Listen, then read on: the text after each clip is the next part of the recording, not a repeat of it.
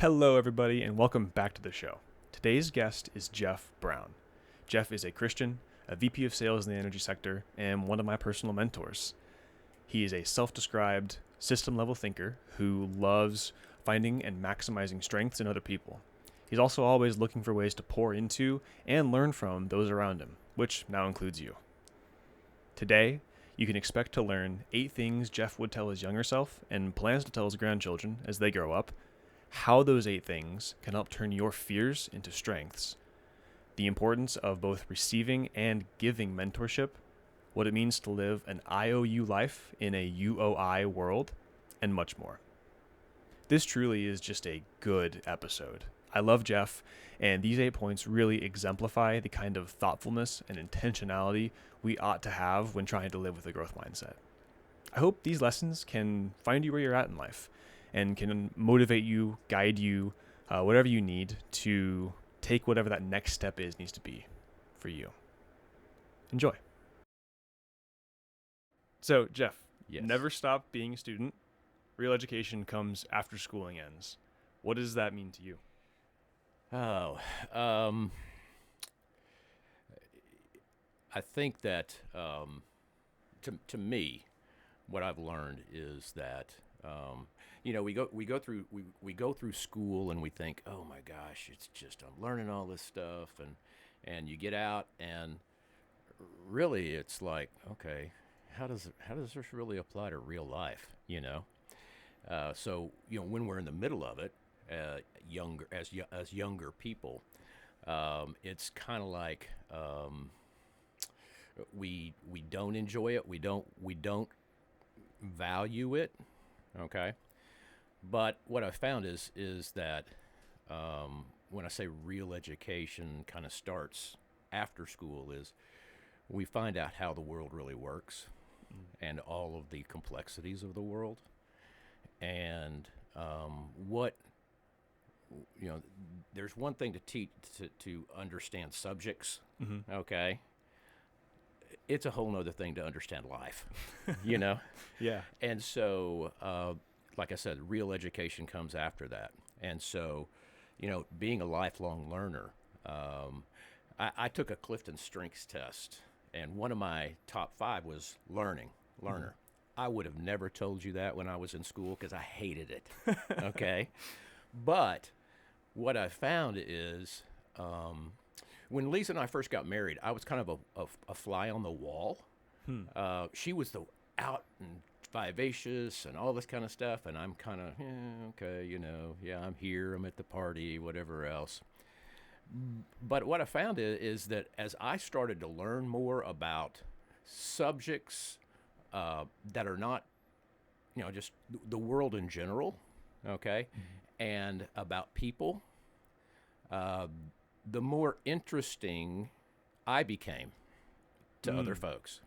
So it kind of took me out of that kind of fly on the wall to engaging folks and learning more about them. And another thing that comes out of that is the more you are,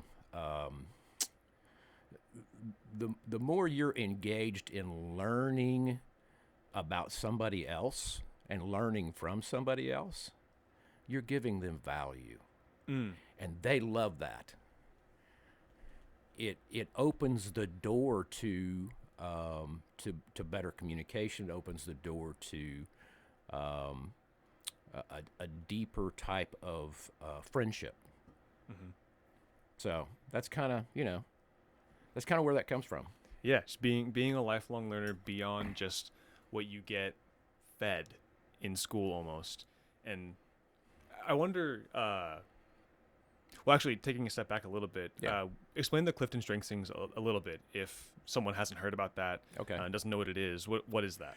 Clifton Strengths Finder is so the Gallup organization has done, and it's not really a personality test, but it's more a. They have found that there are, I believe the number is 31. 31 strengths, or I guess they've broken it down into 31 categories. Okay, that everybody across culture, across demographic, across the world, across age, across all these things. They all have. And what you do is you go in, you take this test, and it says, okay, here's based on, and the test is pretty interesting because they don't give you a lot of time to think about how to manipulate the test. You know, say you want to go in and I want to be this. Well, that's not, they don't give you time to. It's like you got 20 seconds or 15 seconds to answer this question. Well, it comes out, and then you see what your top 5 are. Okay. Because it ranks all of them, right? It ranks all of them from top to bottom. And it's really it's really kind of enlightening when you understand where your strengths really lie. Okay. And it's not saying like I'm good at this, but it says here are my tendencies. Here's the areas that I'm strong in. Cool. And so, you know, we've used it in helping young married couples understand the differences between, you know, husband and wife, because obviously there's differences. Oh yeah. Oh yeah. You know, and I've used it also in understanding employees, or how to hire employees, and then how to manage employees. So there's a whole series of even books after you take the test, and it's okay. How do you lead using your strengths? How do you sell using your strengths? All these different things. It's really it's an interesting. It's not, you know, it's very economical. Absolutely, yeah. I think you encouraged me to take it, and Right. I actually think Learn was one of mine as well, Yeah. which is fun. Yeah. And so I think I kind of understand some of what you were saying with how that is enlightening to just kind of understand yourself, and maybe in hindsight seeing the way you've operated in situations, becoming a little more clear with why you know, maybe react in certain ways, or before you knew these things. Right. So an interesting kind of tension, I think, in that is, what's the difference between, you know, being good at something versus having a strength in something? How do you balance that, or explain it to people? You can, okay, so you can be good. Let's just say you can be good at basketball. I'm just going to say, okay, and that takes practice. Okay, it takes a lot of reps. It takes a lot of these things. Okay, you can be good in basketball, but you might be 5'0" you know? Yeah. Okay. So, so you can practice, and a lot of people can be good at something. Okay. A strength means, okay, God has wired me in a certain way. You know, it says that we were all knit together in our mother's womb, you know, and knit together for a purpose. Okay. So we all come out with certain strengths. And those strengths actually, if we understand them, can help lead us into really where we naturally operate and naturally. So, I'm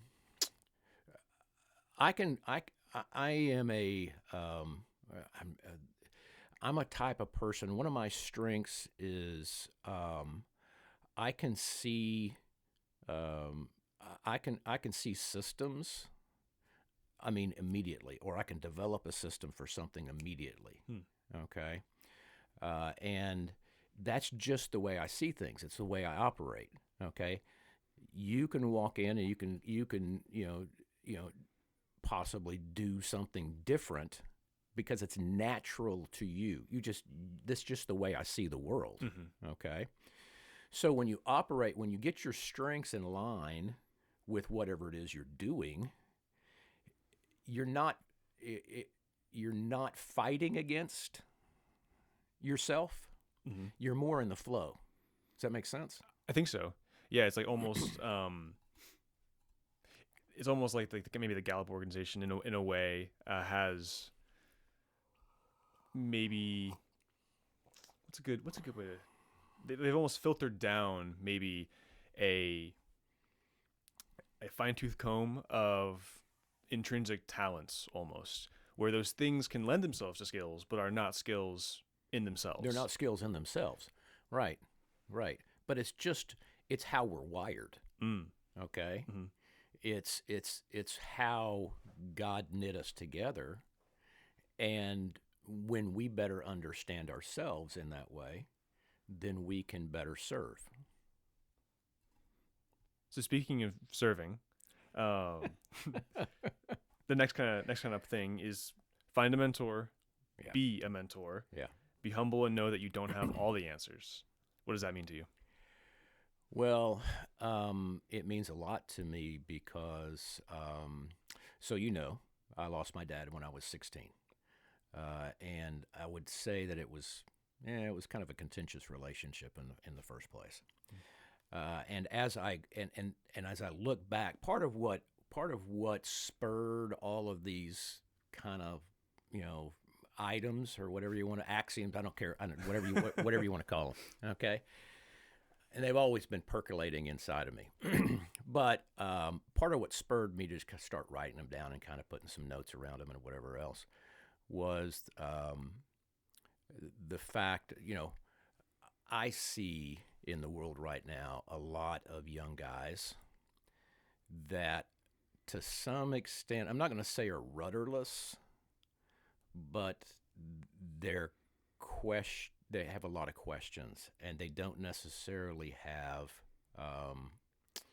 received the guidance that they needed or desired. And so I know what that's like because after my dad passed, I mean, there was no real male influence in my life until I walked into college and I had a professor that saw something in me and invested in me, and he became a friend and a mentor, and challenged me to get outside of myself and to risk taking some chances, doing some different things. And with that came, some benefits, some things that grew me, challenged me, grew me. Not necessarily, biblical, but as I got older, I saw the importance also of I don't understand everything. I don't know everything. So I need to find people who have gone before me, who have experienced things that I may have not experienced or gone through. They've gone through the same thing I've gone through or going through, and and be humble enough to say, hey, I don't know. Mm-hmm. And can you tell me what your experience has been with this? And I think I will say one of the biggest blessings in my life, and I think Lisa would say the same thing, has been the opportunity that we've had to mentor young couples. Yeah, like you, like you and Andy, young couples for the last 10 years. And we've developed really, truly, they have become a second set of children to us. Mm-hmm. And in the process, what's funny is, as we have been mentoring, it's challenged us in our own lives to live out what we're telling everybody else to live out. So it's been a challenge to us. Yeah. And it's grown us. It's grown us individually. It's grown us as a couple. So I think it's important that everybody find mentors, not just a mentor, but mentors. It could be a professional mentor, it could be a relationship mentor, it could be whatever it might be, couples mentors. Mm-hmm. But then also to give back, because you're ahead and you've learned things that other folks, younger than you, mm-hmm. have not experienced. And so you have something of value to pass on. So that's where that comes from. So how would you advise people to seek out mentorship? Ask. I mean, really, it's Yeah. as simple as that. Ask. Mhm. Okay. Maybe a better kind of specific question actually on that would be, how would you advise people to evaluate someone to know that they would be a good mentor? Well, first I'd step back and look at their lives and go, okay, is this guy crashing and burning, or is there, does there seem to be some flourishing here? For us, uh, biblical background, biblical foundation, solid, a solid understanding of the word faithfulness, serving. I think you try and find folks that are doing those things, and somebody you just connect with. I mean, because you don't always connect with. I mean, even in our mentoring couples, you have certain couples that you connect with, and then there are others that you just don't, and that's okay, and that's okay. But it doesn't mean that you can't. Just because you don't connect doesn't mean you can't feed into them also. Okay, but there are some that when you do connect, it takes you to a much deeper level, a much more vulnerable level, and that's where when you have those and you find those people, that's where real growth on both sides can occur. So how would somebody that wants to be a mentor, that feels as though they are kind of ready to give back in that way that you're speaking of, how do you make yourself available for that? Well, I think you just serve. Okay, you find it through service. Excuse me. You can. It's as easy as just feeding into other people's lives. Okay, and then you just let it happen naturally. You don't walk around and go, hey, hi, I'm a mentor. Come, it's like, that's, no, you got another problem. You got some pride problem there. You're walking around with a little sign going, I'm a mentor, I'm a mentor. No, I think it's just serving. And it comes about naturally, and it's and it's just like we just have conversations, right? And so it's, you either connect or you don't. And then when you do, you don't force it. You just allow the relationship to develop. So it seems like it kind of plays into a level of humility on both sides. Very much so. Yeah, very much so. And I think right now I am I'm getting ready to take a course in Christian leadership coaching. And so they make a point. So there's a huge difference between mentoring and coaching. Ooh, elaborate on that. I know you haven't taken the course yet, but No, I haven't. But as being the learner that I am, I've already read 1.5 of the textbooks, and well, I'm also working, so I've got to, of course you got to get ahead when you can. Yeah. But what they say is, so mentoring is really kind of a life. It's really an extended, lifelong kind of thing where you are exchanging, and I would be telling you, I would be very vulnerable. Here's my experience in this. Here's what I think works. Here's what I don't think works. So, there is a lot of, between the mentor and the mentee, there's a lot of vulnerability between the two. Okay, or there should be. But in coaching, basically they say, no, it's all about helping the other person come to their own conclusions and their own understanding of themselves by asking questions. So you ask a lot of questions, so you're kind of peeling back the onion, okay? And it's, a coach should not give their own opinion about something or direct you in any way, because who knows you better than yourself, and who knows what you want better than yourself. Okay, so it's, that's kind of, and so you got coaching, you got mentoring, and then you got counseling. Okay. So it's a whole nother level, and understanding that a mentor is not a counselor. Mm-hmm. Okay, there are certain things that a counselor is qualified to do that a mentor is not qualified to do. Mm-hmm. Okay, and coaching is different than both of those. Mm-hmm. So you try and stay away.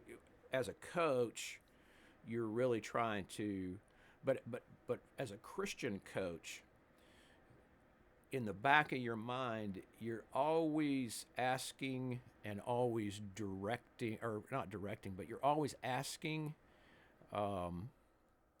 with the intent of helping the person being coached understand, just like, what are my strengths? Mm-hmm. Okay. What's my purpose? Okay. What do I really want out of life? What goals do I really want? Okay. It's helping them understand how God designed them and how God and the purpose God has for their life without forcing scripture down their throat. And letting them come to a self-discovery, if that makes sense. I think so. So the mentor role, to try and simplify it down a little bit, seems like the mentor role is almost like a partnership. It is. Where you both agree to grow, and one person's 2-3 steps ahead. Yes. Whereas maybe coaching is more of like a guide role. There you go. And like a personal leader almost. Yeah. Yeah. Very good. Okay. And so people should, generally speaking, it would be better to seek out mentorship. Generally, how do you know?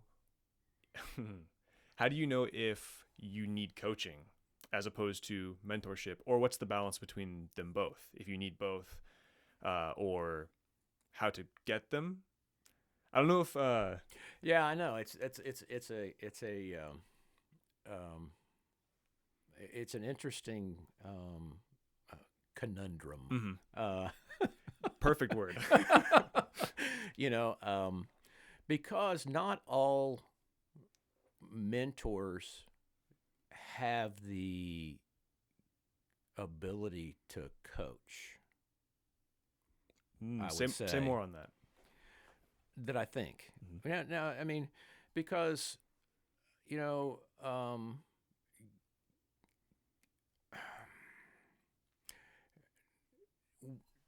unless your intent is to coach, okay, in the mentor relationship, most mentors are expressing their personal experience, their opinion on, here's what I think you should do, here's what, whatever. The coach does not. Okay, the coach does not direct. Okay, he's not telling you what to do. It's more of a and as a mentor, you could. Do I think that everybody is wired in that way? Again, is it your strength or not your strength? Sure. Yeah. It really comes back to that. Okay, am I wired that way? Am I not wired that way? If you would have asked me about mentoring or coaching or anything like that when I was, 30 years ago, I'd have gone, yeah, right. It's like, no way, Yeah. Yeah. So, can a mentor be a coach? Yes. I think they can. Can a coach be a mentor? No, absolutely not. Okay. So there's parts because there's a differentiation in the role. Yes. Okay. There's parts of mentorship that might kind of call for coaching, but a coach would almost never, maybe there's an exception, but almost never have a situation where a mentorship style approach is required. Right. What a delicate balance. It's an interesting thing. I mean, it's been interesting reading these books. Yeah. Is there anything in these books that you've had that you kind of think is a little maybe off, that you disagree with? I haven't gotten a grade yet, so I can't tell you honestly. We're in the learning phase. We're in the not learning phase. I'm in the discovery phase right now. So, I mean, hey, there you go. That's yeah, yes. Whoever you are teaching my class, yeah, I don't have an opinion. no questions yet. Yeah, we're still marinating on the questions. Yes, very much so. But it is very interesting in the differentiation between each role. Mm-hmm. So, once you're into a mentorship, I mean, I think you can coach, but it wouldn't go to the traditional coaching, relationship Mm-hmm. that's normally. And could a coaching relationship end up in a mentoring relationship? Yeah, probably could. I mean, probably on a very unique basis. The coaching relationship typically is for a period of time and for a specific purpose. Okay. Yeah. It's typically got a time frame or a specific end goal in mind. Okay. Where a mentoring relationship is really, it's a lifelong, walk down the path. Yeah. Do you think that calling it mentorship, do you think that is just a more palatable way to call it a friendship, but whenever there's a very big age difference? No, I had never thought about that. You know,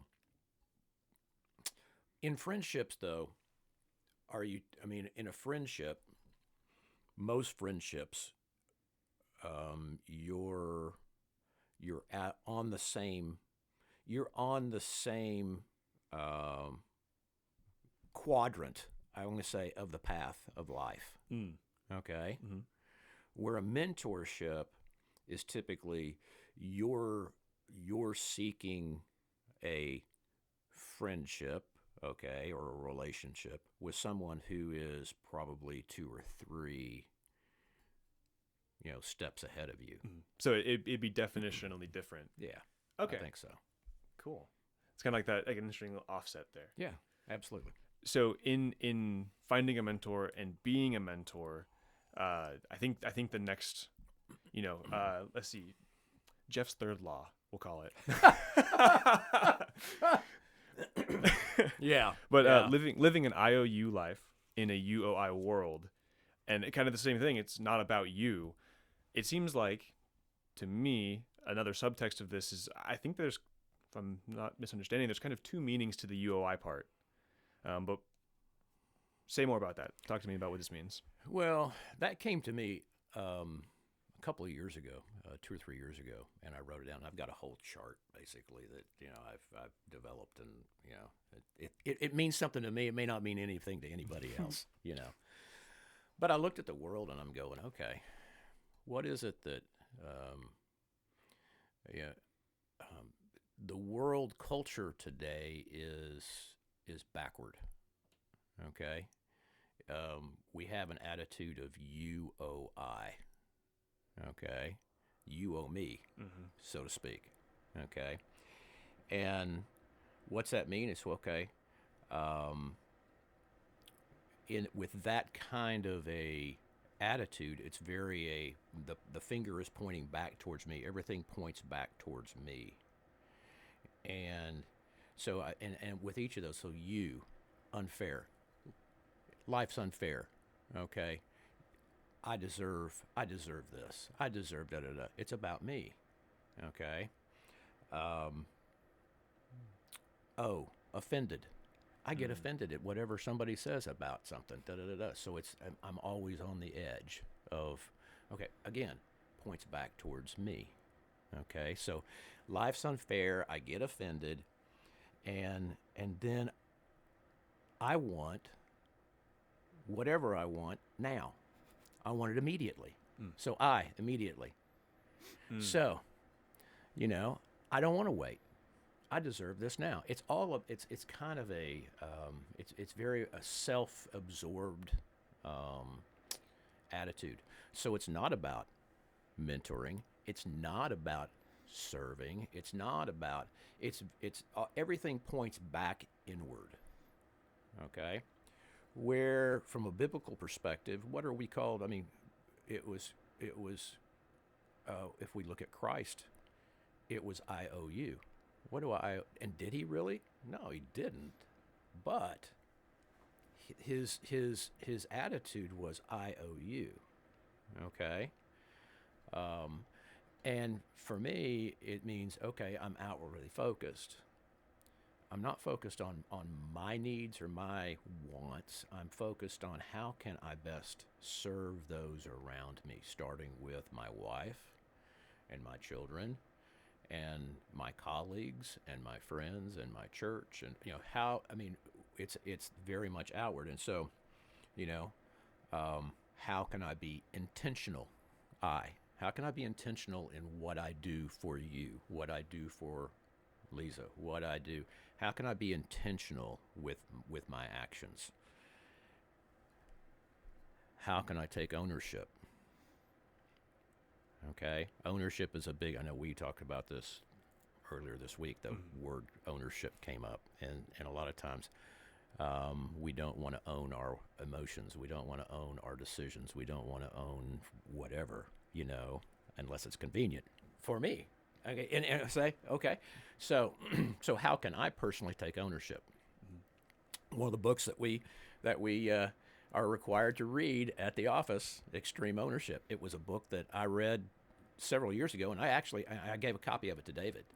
And so I don't know if he had read it, but all of a sudden it was required reading for everybody because it was just such a great book on taking personal ownership of your own life. And then how can I can talk about it. I can have a lot of intent, but do I have urgency behind actually doing it? Okay. So we can talk about a lot of things, but do I actually, it's like a lot of times, it's like I can look at my wife and go, you really look beautiful. But does that thought come out of my head and from my head out of my mouth? Yes. And it needs to, I can have a thought of, okay, I need to do this for this person. And you can write it down and make it a task, whatever it is. And then it can sit on your task list for 6 months, you know. And, and what you've lost is I think urgency is really a sensitivity to the Holy Spirit speaking, going, hey, do this. You know what? Make that phone call. Smile at that person and give them an encouraging word. You don't know what you do not understand what that may do for somebody. Okay? So acting, so the IOU is very outward focused in the world. So does that make sense? Absolutely. I love the double meaning there because the very basic like IOU, UOI, the selfish versus outward in that very much like the literal like IOU type of mentality, but then also that background of in a world that's unfair, offended, and wants immediate satisfaction, being the I is intentional, right? Right. Take ownership, and the U being urgency. And I think seeing the world, like you're saying, where it's very backwards and flipping that literally in the acronym and also in the mentality right is beautifully crafted. I got to be honest. I think that's like a very effective way to teach something like this, because it's really easy to say something that turns out to just sound like whatever you see people doing, do the opposite, and that doesn't really mean anything. Right. But whenever you can put steps to it, to be intentional in what you're doing, to take ownership over those actions, the good and the bad. Right. I think that's a really, really big piece that people miss. Yeah. Is they love to take ownership when things go well. Yeah. But I think the part that builds character, builds strength, and allows you to be, to just grow in general, become more intentional and more sensitive to the urgencies of like building around yourself, other people outside of you, is the ownership of the bad stuff, basically. Well, things you mess up. Yeah, we miss out on a great opportunity to grow and learn when we don't take ownership of our failures. Okay? Because what happens is we tend to repeat those failures over and over and over again if we don't take ownership of them and we don't learn from them. We learn more. I have learned more in where I have, and I don't like the word fail, okay, because I think it's got a the connotation of it is you're big loser, but but so I don't like the word fail, where you've come up short. Okay, where you have not performed to your best. Okay, we only fail when we don't get up and try again. Yeah. Okay. Yeah. Failure's not fatal. Failure's not final. Failure is just a step in the learning process if we allow it to be. Yeah, I've heard a really good kind of insight around that, particularly fear not being fatal, which is that the fear of failure is so much bigger than what the actual failure would be itself, where you build up this monster in your mind of, if I try this thing and fail, I mean, really, fundamentally, your brain thinks, if I fail at whatever this thing is, I'm gonna die. Like that's kind of the thing, that it is going to be fatal. That, if I fail this presentation at work, that everyone's going to laugh and make fun of me, and I'm going to lose my job, and I'm going to, lose all my money, go into debt, and starve to death, and everyone, all these things. It's just this tumbling path. And then, if you, to use that example, give a poor presentation at work, you get some feedback very quickly, usually, and things are usually fine. And then you grow. You learn from that thing. Absolutely. I think it applies to everything. And so I'm curious where maybe you have seen, or if you find this experience to be true, where the faster you can basically turn that time around in between failures, coming up short, the faster you can have that time in between those things. Is it true that would be the faster you grow? Or not where you're trying to fail, but you're putting yourself in situations where you might fail? Well, I'll tell you what, there is and again, I'm not a counselor, but I play one at home. Kind of like I'm not a doctor, but I play one at home. I'm not a mechanic, but I play one at home. This is not my strength. Armchair quarterbacking. Oh, very much armchair quarterbacking. There's a thing called exposure therapy. Okay. And it's exposing people to the things that they fear the most. Okay. So let's say you're afraid of spiders. Okay. And so what they would do is, you put out your hand and they put a tarantula on your hand. Okay. And just let the tarantula walk up and you're having to, but it's a friendly tarantula. Of course. Okay. Naturally. So you're having to deal with that. So you're having to deal with that. Okay. So you're exposed to that. So the more often that they put that tarantula on your hand and allow it to walk up, the more you go, okay, what's a tarantula? It's walking on my arm. Had never done anything at all. It's just going to get there and just kind of, do. So it's the more you expose yourself to those things that you're fearful of, or that you have failed at,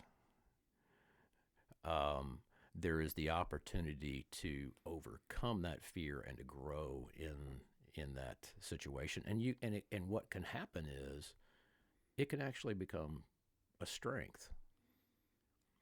Okay, because then what is just like,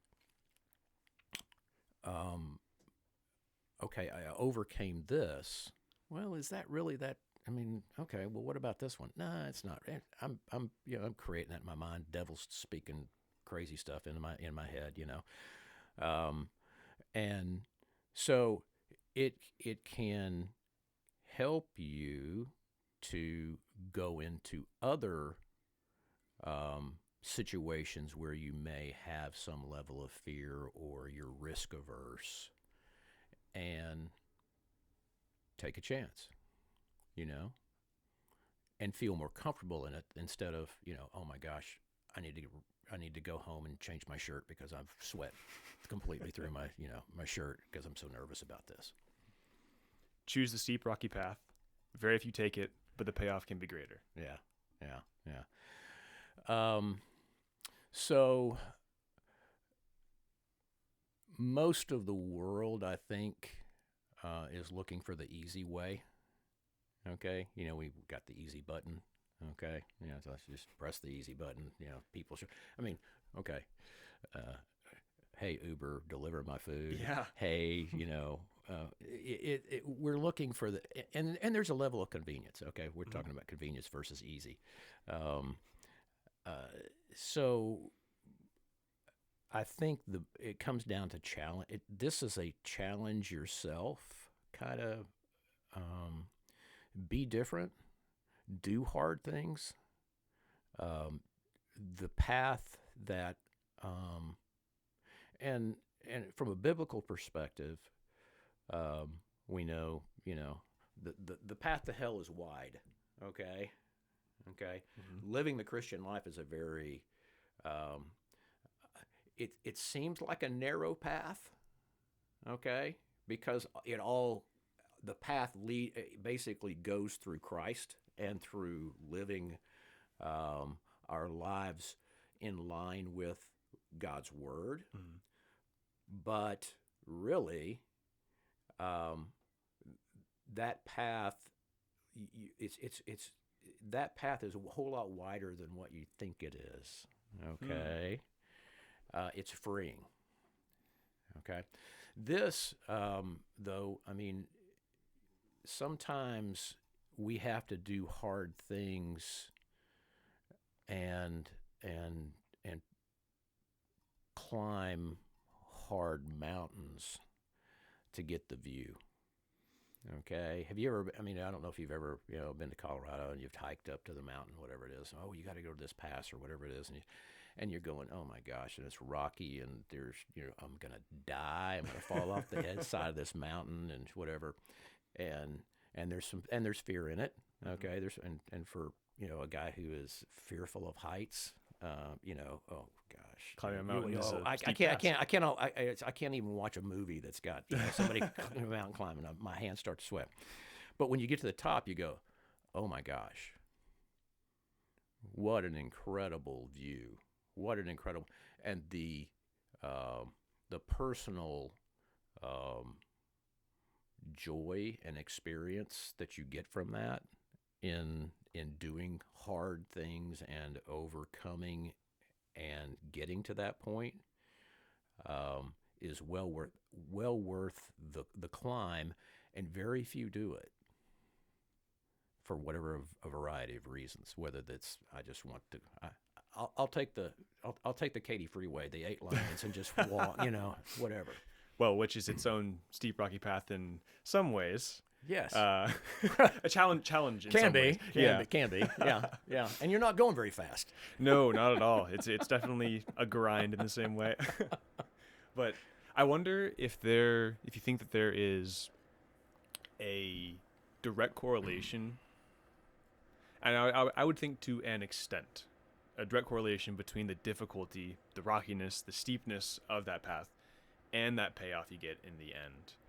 Where maybe the more intimidating it looks at the beginning and the more difficult it is along the way, probably up to a point, when you get to that view at the top, that peak, it's that much more rewarding. Well, I think it is, because I think you have, think of the mental energy that you've had to put into watching every step, that I don't step in the wrong place and end up either, just falling and slipping and scarring myself up, or going over the edge, So you've got all that mental and physical energy that you're putting into it. So I think that at the end there is a euphoria and a joy and an excitement that's energizing, but it also tells you about yourself. Say more.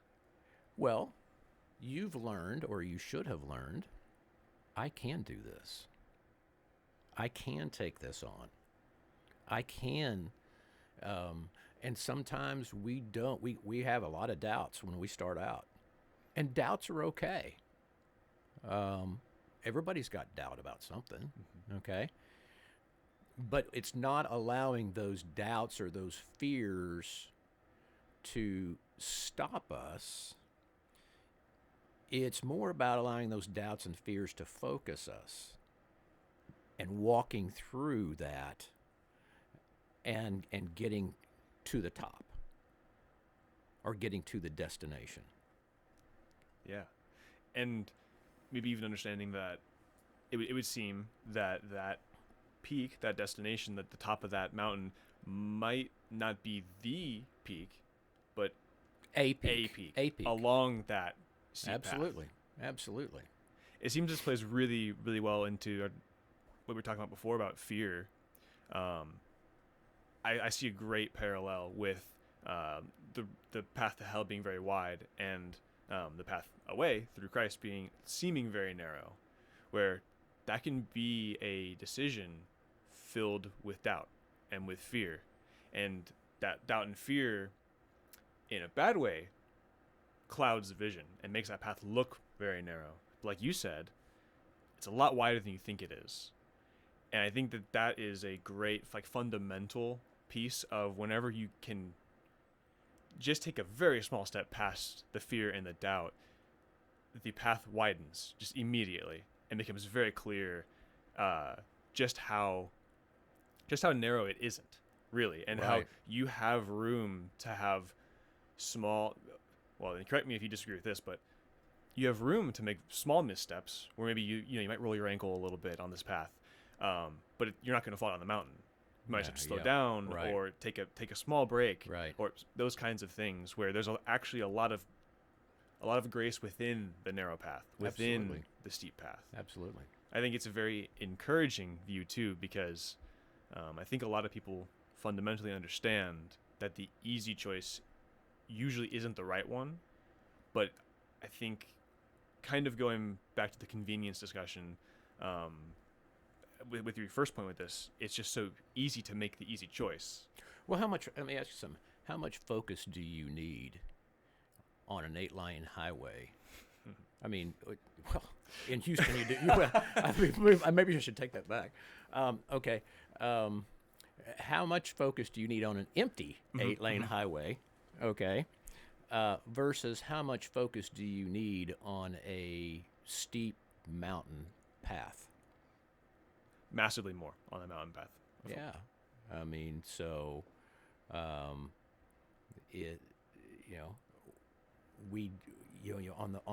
the highway, it's like we're not even thinking. We're just living. So there's not a lot of intentionality. Okay.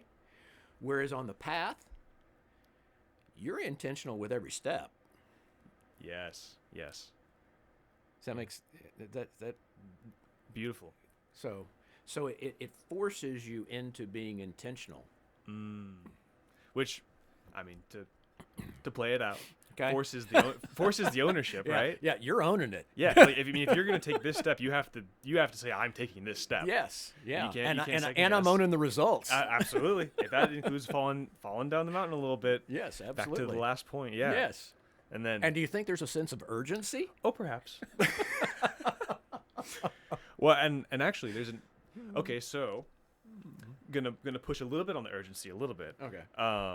Because I think that whenever you see this, whenever you start on the rocky path, there might be that urgency and the immediate satisfaction, I think, would come into great tension with each other, where you want to be at the peak already. Oh, you don't have any satisfaction. No, of course not. No. You have a lot of fear and a lot of doubt. Absolutely. To start out with. You want to be at that peak right now. You want it now, and you want to get there quickly. And you don't want the pain. Yes. Of what you're going to have to go through to get there. Exactly. But you lift weights. Mm-hmm. No pain, no gain. No. Absolutely. And that's true of life too. No pain, no gain. No pain, no gain. And so how is the balance of, how do you keep the balance of urgently moving along that path without falling into the trap of wanting it immediately, wanting it now, needing the satisfaction on you? Well, I think you have to understand at the beginning that, and you brought up a good point, is once you get to the peak, that's not the end of the path. Okay, there's other peaks, there's other valleys. Okay, I mean, let's be real. It's not a destination. There is no end point. Okay, there is no end point to the path. Okay, the end point is when I take my last breath. That's the end of the path that I've been chosen to walk. Okay, so along that path, yeah, I always want to because I believe that I was created with a purpose. Okay, I am always going to be striving to get to that point. There will always be doubt and fear along the path, and there will always be peaks of joy and satisfaction along the path. Okay, the the choice that I have is how much focus do I have in along the path. Okay, I choose the amount of focus that I have. And there are times when you stop and you rest, you know, and because you have to stop and rest and recover, and you know, so Seems the urgency would be the urgency to take the next step. the urgency to not stop. Yes, the urgency to not stop. Outside of the framework of, like, take a break sometimes. Yeah, but like everybody rest. Yeah, the urgency to make the next decision. Well, and the urgency to deal with your fear and your uncertainty. The urgency to deal with your own self-doubts. Yeah. So, fear is a shadow. Is that fear being a shadow is a great idea, but fear is a shadow. Be courageous and take some risk. Most of what we fear isn't even real. Right. Talk to me about that. Well, I think you touched on it earlier when you were talking about certain things that you feared or whatever, and we can create a lot of very interesting stories in our minds, of this bad presentation is resulting in me living in a box underneath the freeway,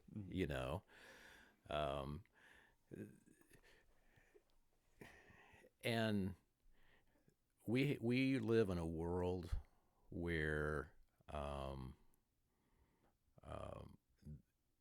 it's dominated by evil. Okay, from a biblical perspective, Satan is active. Okay, powers of darkness are active. They're constantly trying to get you to stop. So here's the deal: I don't have to make you fail to win. All I got to do is make you stop. Yeah. So when you stop, I've won. Okay? So if I can get you to fear something enough that it will delay a decision that needs to be made, or delay you dealing with something that needs to be dealt with, or delay you saying something, or whatever, then I've gained an advantage. And that's what we're fighting against as Christians in our Christian walk every day, is overcoming those thoughts that Satan plants in our minds that okay, well, if this happens, then this is going to happen. Mm-hmm. Or if I don't do this, then, this is not going to happen. Um, and so, again, it comes back to, okay, what is truth? Okay, and we're having to have the courage to really and if you don't mind, I'm gonna circumvent something. I was to excavate. Yeah. Okay. Yeah. All those things out of our lives that might be holding us back, or things that we haven't dealt with that may be underneath the surface that that have us doubting ourselves, or and sometimes it takes counseling to do that. I mean, I've told you this. I went through a year of counseling to deal with things that that I needed to excavate, that I didn't have the insight. I was too close to it. I was living in it. It took a third party to come in and say, "Hey, okay, ask questions and to deal with this." Like a counselor, not a mentor. Okay, Not a coach. Not a coach. But to excavate out all of those wrong thoughts about myself, wrong thoughts about life, wrong thoughts about, to excavate all that kind of stuff out so that I could build from there on solid rock. And we have to do that continuously. It's always, and we're always having to excavate out, Bible says take every thought captive. Well, why? Because when we don't, those thoughts make progress down to our hearts, and that's where, and they reside there, and they become a part of us. And if we don't deal with them, and we don't excavate out what's wrong and what's not truth, then eventually we find ourselves in a place we don't want to be. Yeah, I've heard a good description of counseling or therapy being like using the analogy of your mind as kind of like a house or your home. You invite somebody into your home and you take them on the house tour, and then all of a sudden they start pointing out doors you've never seen before, and opening those doors up and walking into them and starting to ask you what's in this room you've never even considered before. And sometimes, but I'll take it a step further. Mm-hmm. Sometimes what's in that room, and you've locked the door, and you don't want to deal with it. You don't want anybody else seeing it. Yeah. But what happens is eventually it's going to, because that resides in your heart, it's eventually going to come out in some way. Yeah. And so being able to do that, and I think having a third party to like, especially start that process, but like kind of as a counselor, as a guide through that, using that as an opportunity to learn how to do that yourself. And then, through mentorship, through just regular friendship, like guiding, not being a counselor for your friends, but kind of being able to teach a little bit and like exude's not the right word, but to help them start that process themselves. Being able to like be more about people, right? Like learning about people around you, and just through those relationships, working through those things yourself, and working through helping those people work through those things if they need it. I think it's a very good insight to think about it as excavating things that are in the way of building the actual solid foundation that you need. Yeah, I think it plays well into not talking from the tower as well, where those friendships, those relationships that get built on the foundation that you have to excavate in order to create are the things you need to walk with. And the metaphor of a tower being built on some kind of strong foundation, I think, works well here too, because you want to be careful not to build a tower too tall. And speaking from that, but talk to me about talking from the tower. Well, talking to the tower actually,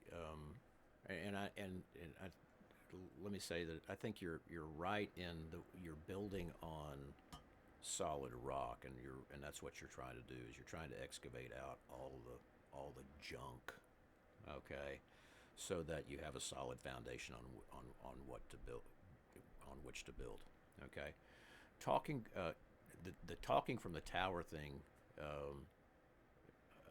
it was it came from, I heard it first. My wife was listening to I think it was a podcast on YouTube. I think it was Lisa Turkhurst, and she's a female Christian author, and has had some difficulties come across in her life, but she was talking about the 3 levels of communication,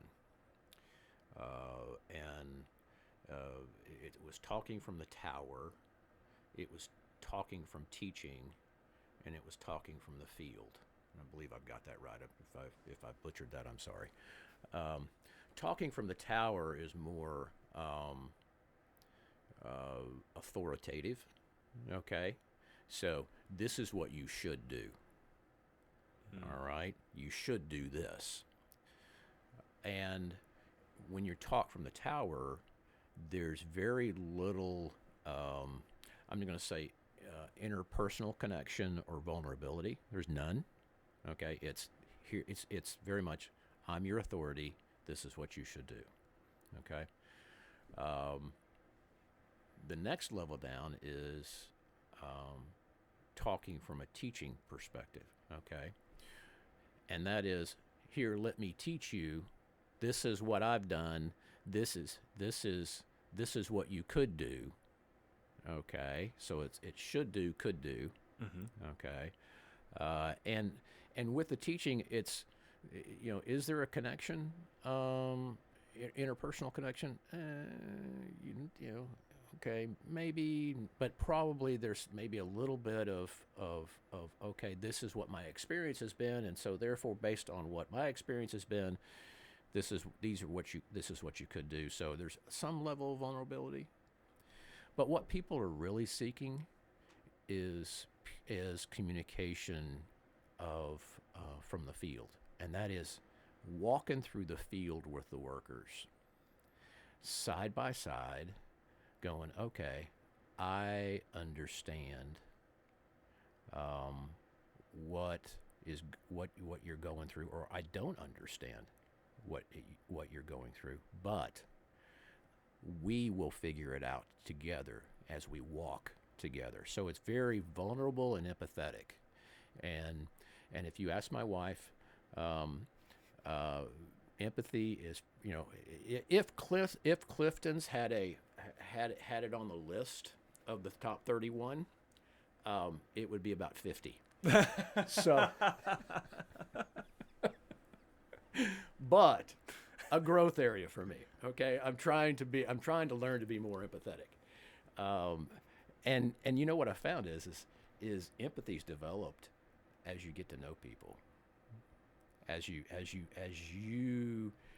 dig into people's lives, and you actually and you're vulnerable with them, all of a sudden there's this level of empathy that occurs in the relationship, So it's not being authoritative, and it's not teaching. And my biggest deal is, and my wife and Lisa will say, stop teaching.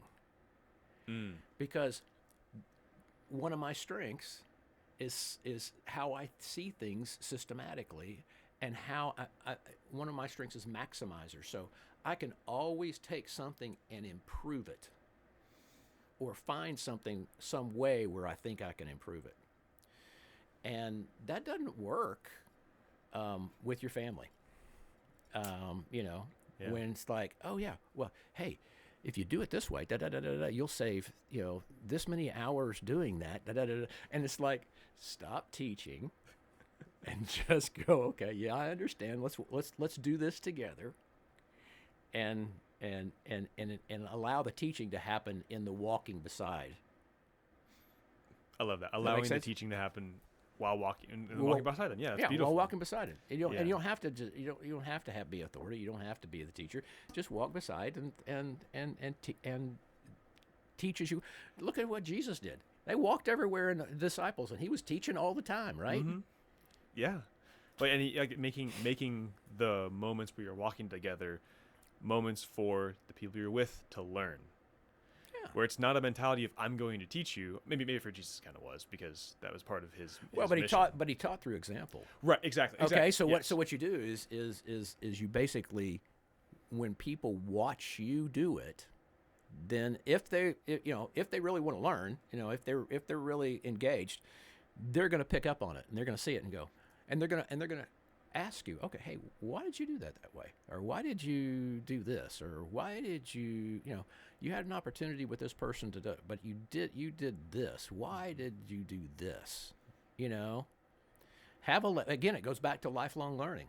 Learn, be curious about life, be curious about the process, Mm-hmm. and learn from it.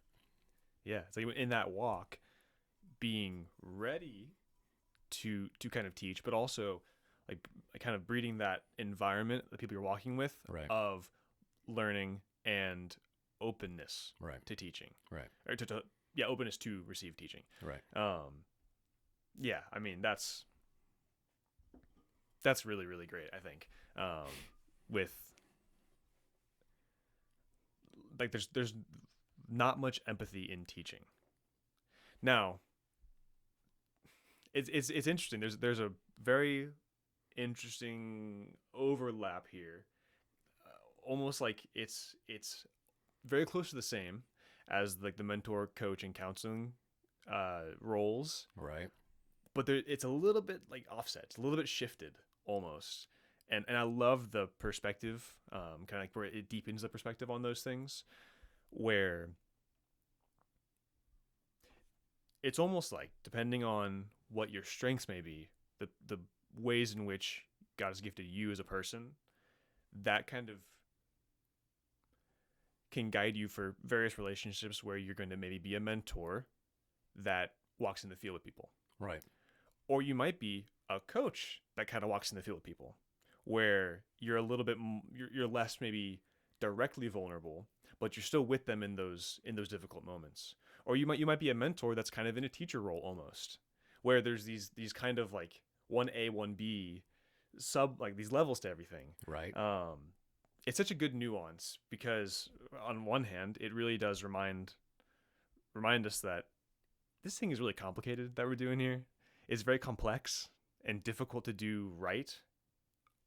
Impossible to do right. One person ever has done it right. Mm-hmm. And I think when very similar points of discussion like this almost overlap and create that kind of offset shift, I think it's a very good reminder of grace. Yeah, very much so. And to live as best you can, full of grace for yourself and for people around you. Absolutely. Because you just can't do it right. There's no two ways to explain something or to do something that are the same and perfect. And it could be the same thing, but each one is unique in its own timing, and therefore you have to deal with them differently. And there's the timing aspect, where it's every step, every point has all these complicated aspects to it, and then there's the point of, when do you do this? Yeah. When do you actually be the teacher role, be the coach role, be the mentor? I think it explains in this very small way the beauty of what we have here while we're here on Earth. And I think it's wrapped up very well. I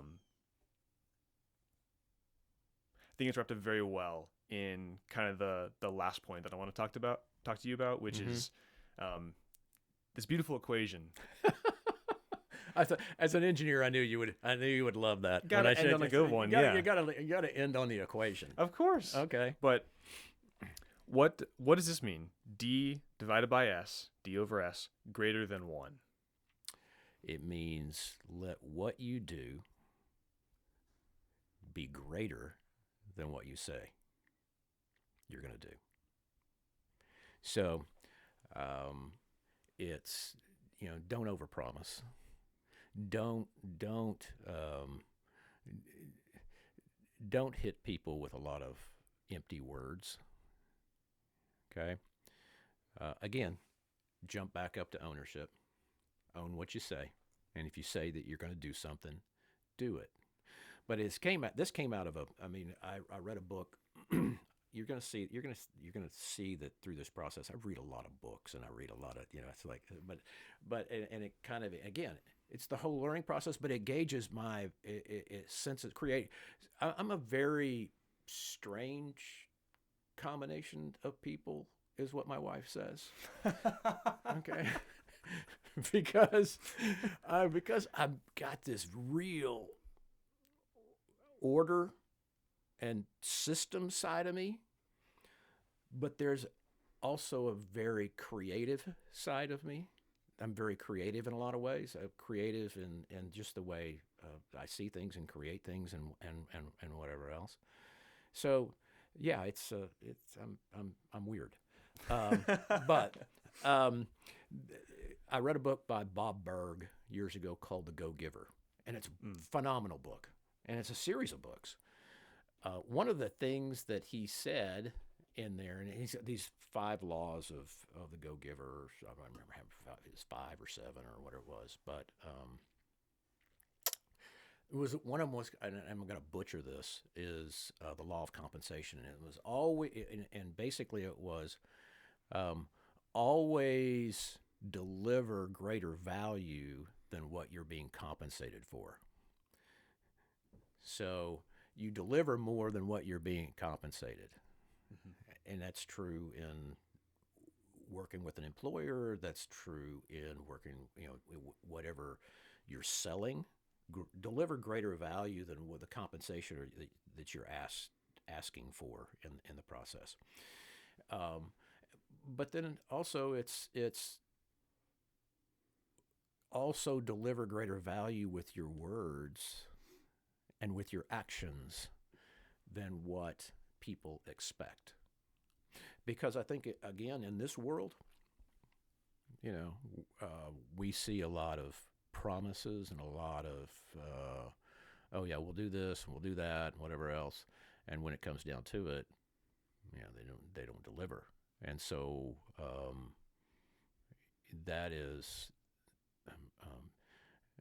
not, it's not intentional, it's not ownership, and urgency we can push off the side, yeah. But it is, it's very much do more than you say that you're going to do. Yeah, it's almost, in a lot of ways, it's almost outside of some of the frameworks you've been talking. It's very well contained in what we were talking about before, but it's almost kind of outside of that, because it's probably close to the simplest way to come down to like how you should live in a way that is service oriented. It's external to you, and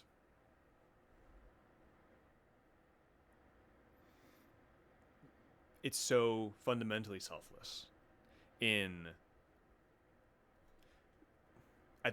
where the baseline should be doing what you promise you'll do, doing what you say you'll do. Mm-hmm. And where realistically it should be more, always. I don't know, I like it a lot. Well, it will differentiate you from the world. Because the world is so much empty promises, selfish behavior, where the compensation thing is a great frame for this. Yeah. Where you are you're trying to take more than you're giving. It's not even that you're just not giving as much as you're being compensated for. A lot of people are trying to acquire more than they're being than their services allotted them to have. Well, yeah, I mean, because in that mindset, you're not paying me enough to do this. It's unfair. I deserve this.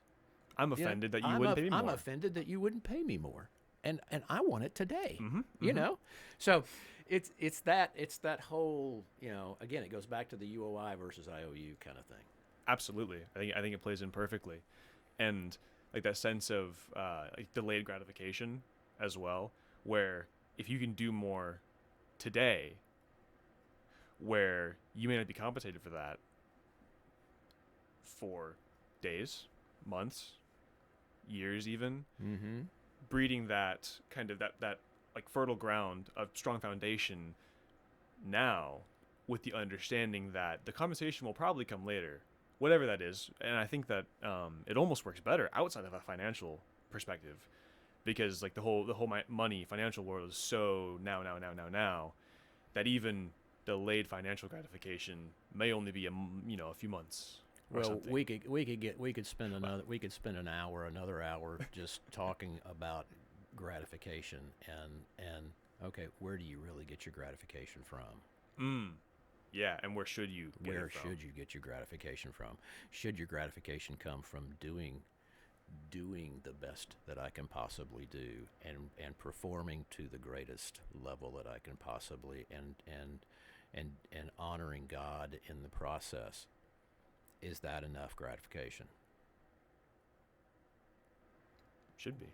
Or do I have to get a bonus or hey, a pat on the back? Your presentation was phenomenal. It was the best presentation I've seen in years. It was huge. You were huge. It was the greatest ever. I saw the presentation. It was the best one. Yeah. It needed a little bit more gold, but it was good. You should have put your name in big letters on the top of the first slide. Austin.